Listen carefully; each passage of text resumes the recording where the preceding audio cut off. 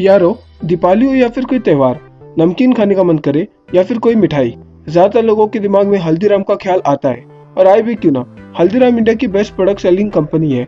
और वैसे भी अमेरिकन कंपनी डोमिनोज मैकडोनल्ड्स की मार्केट स्ट्रेटेजी बताई जाती है कि उन्होंने अपने कॉम्पिटिटर को कैसे हराया, लेकिन हमें इंडियन कंपनी के बारे में कोई भी नहीं बताता। तो चलिए जानते हैं कि हल्दीराम जो एक छोटा सा स्वीट शॉप हुआ करता था बीकानेर में, आज वही कंपनी 80 कंट्री में अपने प्रोडक्ट सप्लाई कर रही है। और रिपोर्ट की माने तो हल्दीराम ने खुद ही अकेले $1 बिलियन का रेवेन्यू जनरेट किया था। तो ऐसे कौन से स्ट्रेटेजी थे जो हल्दीराम ने फॉलो किए? तो आपको चलना पड़ेगा मेरे साथ पास्ट में।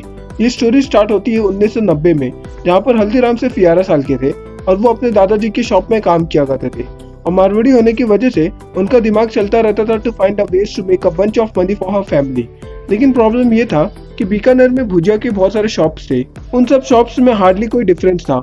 उनके प्रोडक्ट सेम थे, रेट्स ऑलमोस्ट सेम थे और क्वालिटी भी सेम था।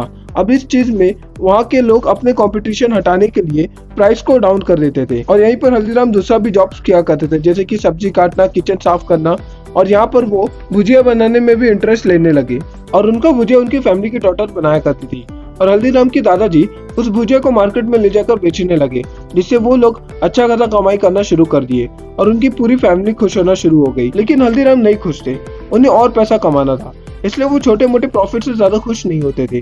और वो चाहते थे कि वो ऐसा भुजिया बनाए जो कंपटीशन से ही अलग हो और क्वालिटीदार हो। इसलिए उन्होंने बहुत मेहनत की और डिफरेंट इंग्रेडिएंट्स के साथ एक्सपेरिमेंट करना शुरू कर दिया।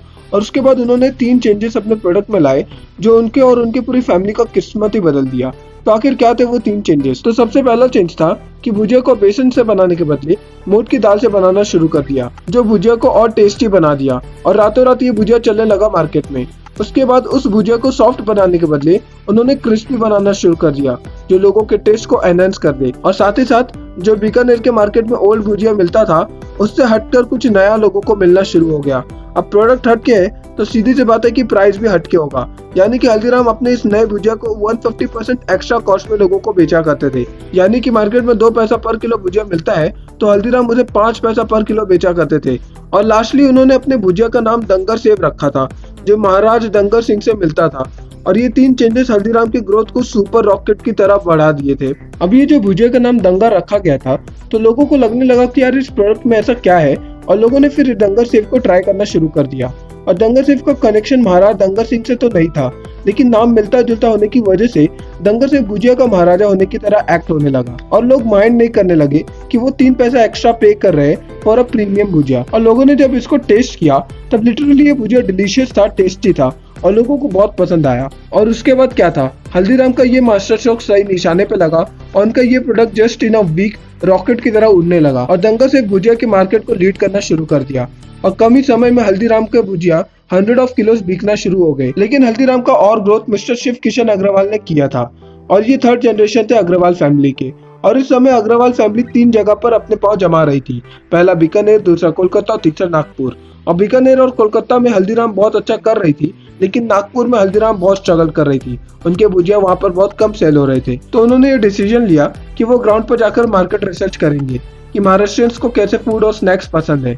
और उन्होंने काउंटलेस विजिट किए फेमस नागपुर स्टोर पे, तो उन्हें मालूम पड़ा 3 अपॉर्चुनिटीज के बारे में। पहला था कि महाराष्ट्रियंस को कुछ ही स्नैक्स मिलते थे हर रोज, इसलिए उनके पास अपॉर्चुनिटी था to be first mover in the market. But लोग हल्दीराम पे ट्रस्ट करेंगे, ये बहुत बड़ा प्रॉब्लम था उस टाइम पे। और सेकंड थिंग उन्होंने आइडेंटिफाई किया कि स्वीट्स मार्केट में महाराष्ट्र में मोस्टली जो स्वीट्स बेचे जाते थे वो थे बालूशाहीज, गुजराती पेड़ा, मैसूर पाक एंड लड्डूज।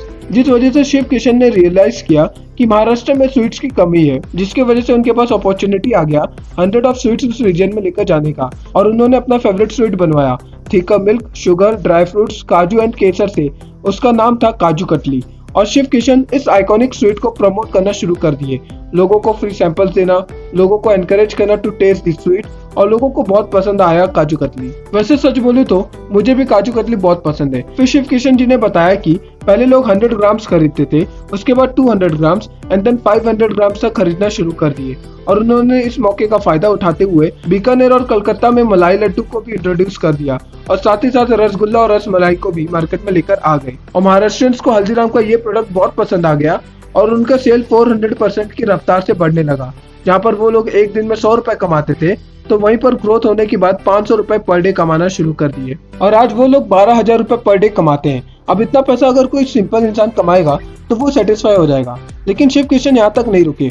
उन्होंने ये नोटिस किया कि south Indian snacks dosa and idli way popular in the Nagpur, तो उन्होंने साउथ इंडियन रेस्टोरेंट्स बनाना शुरू कर दिया और ब्रांड वैल्यू होने की वजह से उनके रेस्टोरेंट पे कस्टमर्स विजिट करना शुरू कर दिए। तो उन्होंने स्लोली समोसा और कचौरी को भी इंट्रोड्यूस कर दिया और समोसा और कचौरी स्टैंडर्ड फास्ट फूड बन गया महाराष्ट्र में। और यही था उनकी बिजनेस स्ट्रेटेजी। और लास्ट था पैकेजिंग प्लस लोकेशन, और ये भी थर्ड जनरेशन मेंबर ने लाया था जिनका नाम था मनोहर लाल अग्रवाल। इन्होंने पैकेजिंग इस तरीके से करवाया कि उनके प्रोडक्ट बहुत तेजी से ग्रो होने लगे। लाइक अगर आप किसी कंपनी के डिलीवरी बॉय को बार बार देखते हो तो आपको लगता है कि यार ये कंपनी ट्रस्टेड है, जैसे कि जोमेटो। जब लोगों ने हल्दीराम स्वीट्स खरीदना और गिफ्ट करना शुरू किया तो उसका मिनी पॉपुलैरिटी तो फ्री में हो रहा था, क्योंकि लेट 90s में कोई भी पैकेजिंग को सीरियसली नहीं लेता था। और उसके बाद हल्दीराम जम्मू एंड कश्मीर से लेकर कन्याकुमारी तक, गुजरात से लेकर वेस्ट बंगाल तक हर जगह हल्दीराम की शॉप होने लगे। और तब बीकानेर और नागपुर के लोगों को मालूम पड़ा कि हल्दीराम कोई छोटा सा रेस्टोरेंट नहीं बल्कि एक आइकॉनिक ब्रांड है। और यहाँ से हल्दीराम ने कभी पीछे मुड़ के नहीं देखा और बहुत सारे चैलेंजेस का सामना किया। और आज हल्दीराम $3 बिलियन का ब्रांड है और 80 कंट्रीज में अपने प्रोडक्ट शिप करती है और 3 जनरेशन ने मिलकर 500 करोड़ का बिजनेस एम्पायर खड़ा किया। तो आपको कौन सा नमकीन और स्वीट हल्दीराम का पसंद है, कमेंट करके बताना। वैसे मिलेंगे एक और रोमांचक सफर पर, तब तक अपना और अपने करीबों का ख्याल रखना और एंजॉय करते रहना the one and only factic show. जय हिंद। हल्दीराम हैं हम विश्वास हैं।